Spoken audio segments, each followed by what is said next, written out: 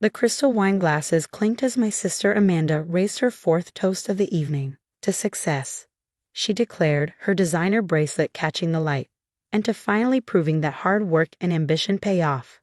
I sat quietly at the far end of our parents' elaborate dining table, nursing my single glass of wine. The same table where 20 years ago we'd shared simple family dinners before Amanda discovered her calling in the corporate world. "Oh, Emma," she turned to me with that familiar condescending smile.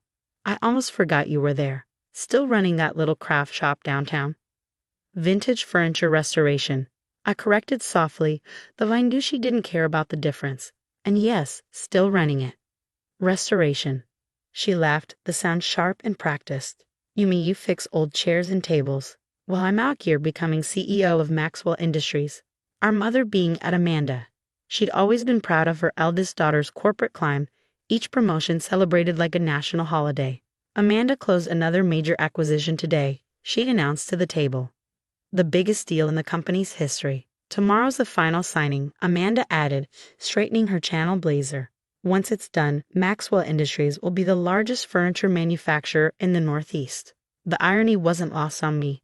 While I restored beautiful old pieces by hand, teaching myself the craft through years of patient study, Amanda mass-produced cheap furniture that fell apart within months. "Well," our father raised his glass, "at least one of our daughters understands business." I thought about the folder sitting in my office safe, the one containing documents that would make tomorrow very interesting. But I just smiled and took another sip of wine. "Seriously, Emma," Amanda continued, clearly enjoying her moment of glory. "When are you going to give up that pathetic little shop and get a real job? I could find you something entry-level at Maxwell, maybe in the mailroom." Our cousins snickered.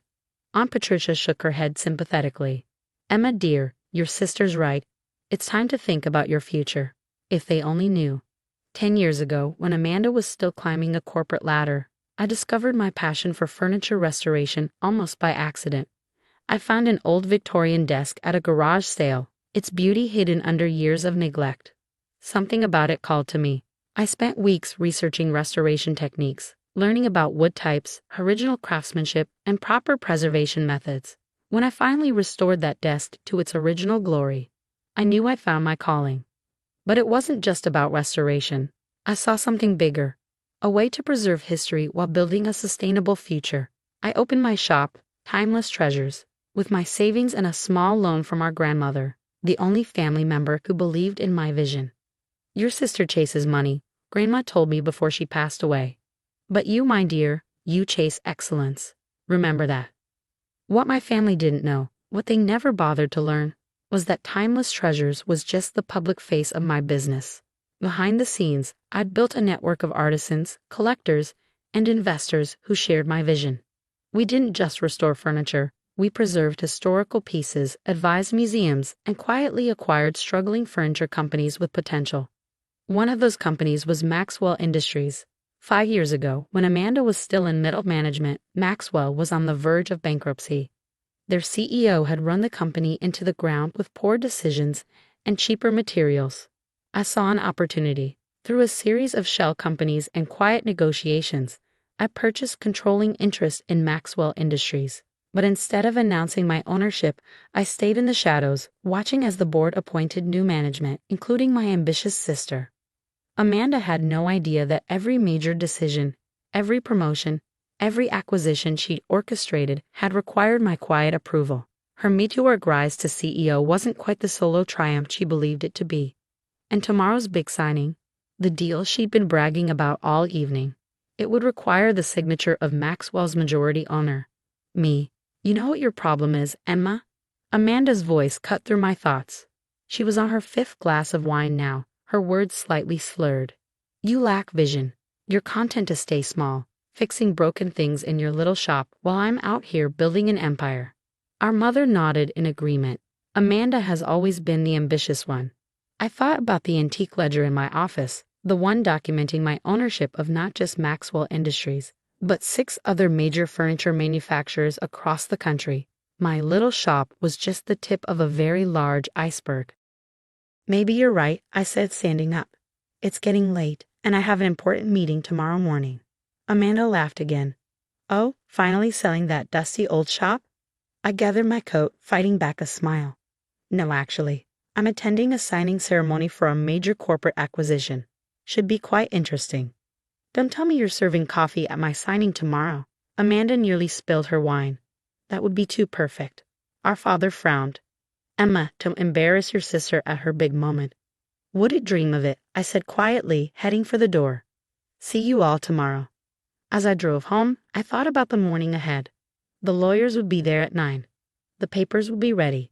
Everything would be in place for the biggest deal in Maxwell's history, except for one small detail.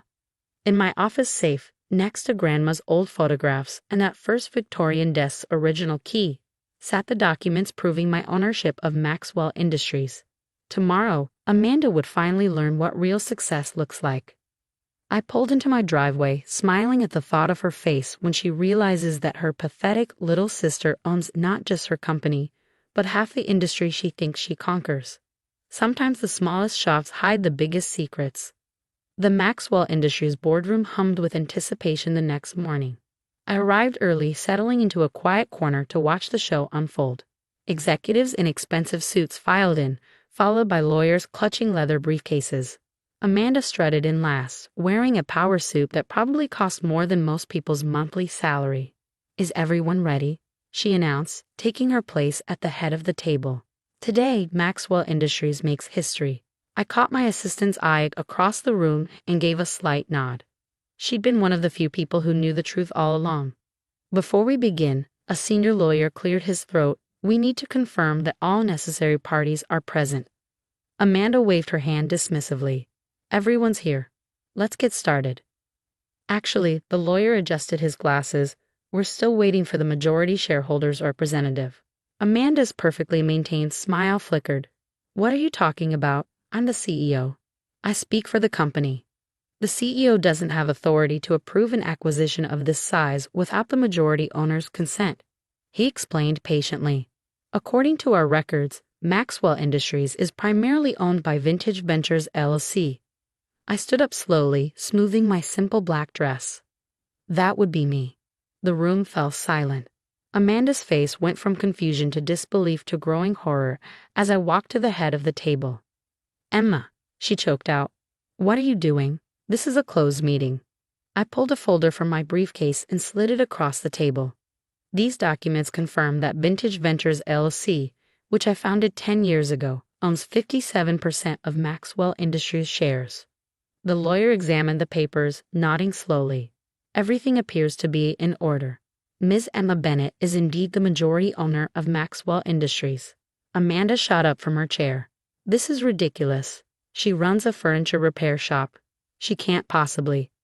Restoration. I corrected her, just as quietly as I had the night before. And that shop is just one small part of my business empire, one you never bothered to understand. The room started to spin for Amanda. She gripped the table for support. How? When? 5 years ago, I said, taking her seat at the head of the table, when Maxwell was nearly bankrupt. I saw potential in the company, potential that was being wasted by poor management and cheap materials. I opened another folder. I purchased controlling interest through a series of private transactions. The board needed new leadership. You were ambitious, competent enough, and most importantly, too focused on your own success to question where the opportunities came from. Every promotion, Amanda whispered, realization dawning. Every acquisition. Required my approval, yes, I smiled. Though I let you believe they were all your idea. Our parents chose that moment to burst into the room. They'd apparently been waiting in the lobby, expecting to witness Amanda's triumph. What's going on? Our father demanded. Why is Emma disrupting this meeting? The lawyer cleared his throat again. Mr. Bennett, your daughter Emma is the majority owner of Maxwell Industries. Has been for 5 years. Mother actually had to sit down. Father's face went through the same colors as Amanda's had at dinner the night before. While you were all laughing at my pathetic little shop, I continued, I was building something bigger than Maxwell Industries. I own controlling interest in 6 other furniture manufacturers. My restoration business has contracts with museums across the country. That dusty old shop you mocked. It's the public face of a corporation worth over $300 million. Amanda slumped into a chair. Why didn't you tell us? Would you have believed me? I asked simply. You were also convinced I was wasting my life, so certain that success only looks one way. I tried to tell you about my business, but you never listened. You were too busy planning your next power move. I turned to the lawyers. Now, about this acquisition. I've reviewed the terms, and they need revision.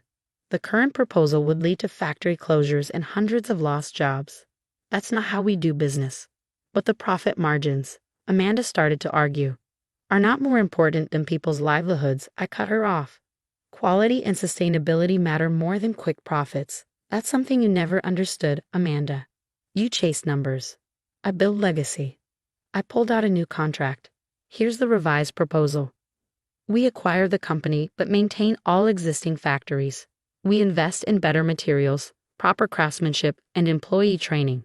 Yes, it cuts into immediate profits, but it builds something that lasts. The lawyers reviewed the new terms while Amanda stared at me like she was seeing a stranger. Maybe she was. The quiet little sister she thought she knew had never really existed. One more thing, I added. Amanda, you're being reassigned. Her head snapped up.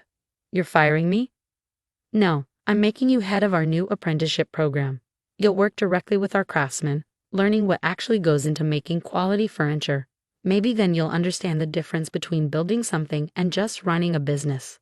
You can't do this, our father interjected. Amanda is a CEO. No, I said firmly. Amanda is an employee of my company, a company I built while you were all too busy mocking my choices to notice my success. I stood up, gathering my papers. The meeting is adjourned. We'll reconvene once everyone has reviewed the new terms. Amanda, your reassignment begins next week. I suggest you spend the weekend thinking about what really matters in business and in life. As I walked out of the boardroom, I heard my mother's shocked whisper. All this time we thought. That's the problem. I called back without turning around. You all spent so much time thinking you knew better that you never bothered to see what was right in front of you. Back in my little shop that evening, I ran my hands over the smooth wood of that first Victorian desk, the one that had started it all. It still sat in my office, restored to its former glory but bearing the marks of its journey. Like me, it had been underestimated, overlooked, but ultimately proved its worth. I picked up my phone and dialed a familiar number. Grandma's Antiques, a warm voice answered. Hi, Mrs. Chen. That Victorian settee you mentioned last week, I'm ready to take a look. Because while I might own a corporate empire now, I never forgot where I started. Sometimes the greatest success stories begin in the smallest shops, and sometimes the quietest person in the room is the one you should have been watching